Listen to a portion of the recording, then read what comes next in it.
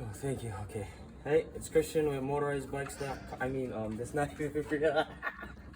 Come on, let's go. Let's go view my bike. Wow, what a beauty she is.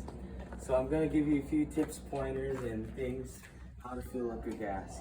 Step one, of course, fill it up. But okay, I just forgot to do it, but that's okay. That's all part of the. It's all part of the video. It's all part of Motorized Bike. This is what she involves. This tank is about almost empty. I think I was gifted this gas tank by somebody, so I'm not exactly sure how much gas it holds, but it seems to hold about. If it can fill up the tank twice. Oh yeah. Oh, filled right up to the brim. Right up to the brim. That's not the way you fill them up, but that's all right. That's all right. Things happen. There's a reason for everything. We're not gonna do a change. You know what? I'm just here. I'm lucky I've got my cameraman going now. We're at this point in time. Hey. You know what? Just screw it on. Let it overflow. It's all right. Little gas won't harm nothing. It's the next door gonna complain, but it's all right. Anyway, so as I was showing you guys earlier, we had the new 44 sprocket that I cut in half and I had bolted on with these bolts that I did have to take a drill bit and drill the bolts a little bit. Hold on, it's a little too loud for the neighbors over here. Wow. You got the gas tank filled all over there. So anyways, I had to take a drill bit and kind of widen out the bolts as the nuts and the bolts are a tad bit bigger than the let me see if I can get this in a nice light angle. A tad bit bigger than the holes themselves in this sprocket and in the 44 tooth sprocket I cut in half. And the reason the 44 tooth sprocket had to be cut in half and put on the rear of this sprocket is so it could keep in line with the chain. This sprocket already being on this magnum itself on the disc brake setup was already pulling it this way a little bit, so it's a good thing it went behind. And the design of it has a little lip, so it kind of just gets right in the middle, and it's about perfect. It's pretty much just in line with the chain now. So I guess this is a good ordeal that I went through all of this, and too bad I didn't buy the 44 from the beginning, but the learning lesson also helped me keep a better chain alignment. Breaking. See, I wrote all these notes. I don't know what the hell these words mean now. It just looks like stupid breaking a half link. Oh, okay. So I had my girlfriend order me a half link. Well, it's not necessary, but I don't tell her. She's the camera. Now she's like, what? But anyways, I had a half link in here to try and get the chain perfect with this chain, the motor chain, because I do not use a chain tensioner on this side, but I ended up having all kind of problems and forgetting that I had the stock chain tensioner. Like, a lot of things slip my mind. I'm so ADHD, wasting money left and right sometimes. But I ended up just throwing this on. I have a few master links on here for the hell. I don't know what the hell. And this is like, a really BS junk chain. This chain's real old and, it's raggedy tag, and I'm surprised it's still holding together. Others would be. I'm not, I just run things hard until they fall apart. Also, as you see, my frame over here is starting to like kind of bend or something. My seat post goes out pretty long. I was thinking about cutting it with my angle grinder with the cutoff wheel and sliding this part of the seat post down, just tapping it down with a hammer and then clamping down these two bolts so I have extra strength for my thin aluminum frame. I mean, it's a medium thin aluminum frame, that's why I bought it. The other thing now is I bought chain tensioners to pull my chain tight.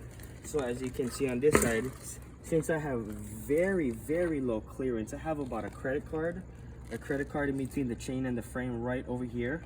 I have to have these chain tensioners to pull the chain back equally on both sides, so the rim is straight. And before this airless wheelchair design tire I got off of Amazon or your Chinese website you can get, I had a little beefier tire and didn't clear too well, so I had to have it perfect. But I also watched Marpo Motorized bike videos, and he was talking about making another channel that made their own tires, which are 3-in-1 tires. They just stuffed 3 outside tires into one to get an airless tire effect like this. This is a little $30, $20. Use some that go as low as $6 if you can find them from the right seller.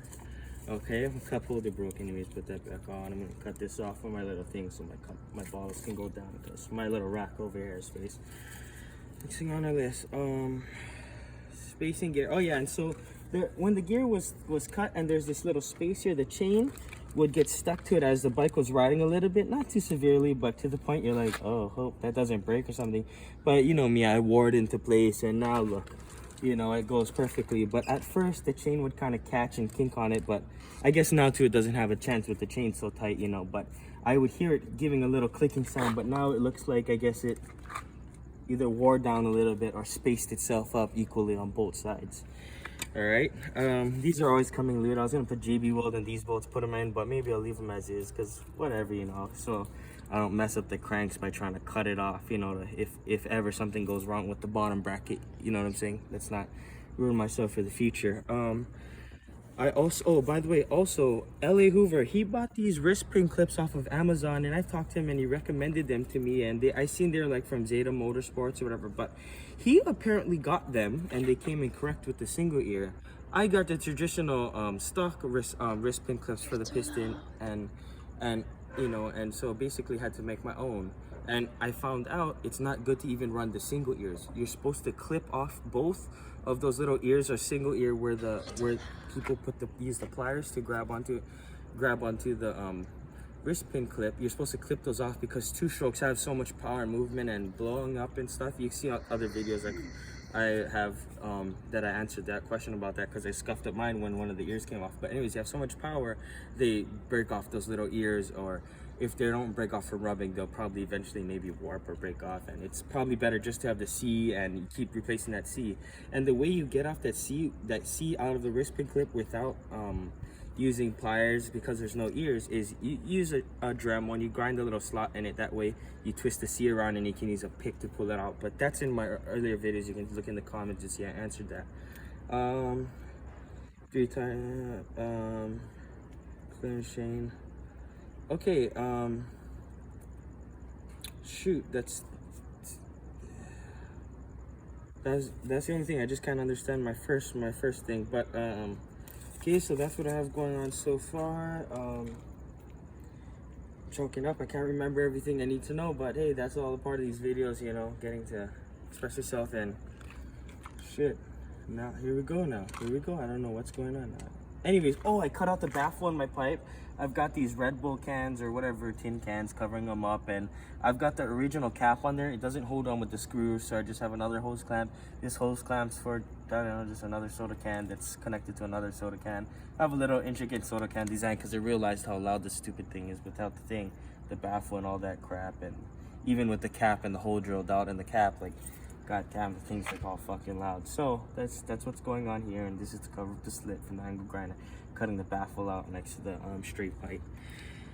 I really love these fixie style bicycles with the motorized bikes. They seem to fit so well and have plenty of space, and I love the CC to them, you know, at the C of the rim, the big rims, you know. But then again, with those big rims, you cannot drop down to these small gears, or else, oh, that's right, you don't really hear the engine screaming. So another reason why I picked a bigger gear was because I noticed when I'm throttling, I max out at like what, 35, 36, and then I noticed that the bike's not getting any faster, but I'll pull in the clutch in here and scream, which is telling me that the motor has higher RPMs it wants to reach, you know, or it can reach, you know. It just can't pull against the wind and whatever forces and rolling resistance is holding it back from reaching there. Of course, in outer space, you'd hit the max RPM, you know, if provided there's oxygen and all kind of crap. But anyways, here on Earth we've got rolling resistance and gravity. So I heard that, and so I geared down, and now it starts to get really close to hearing my engine top out, but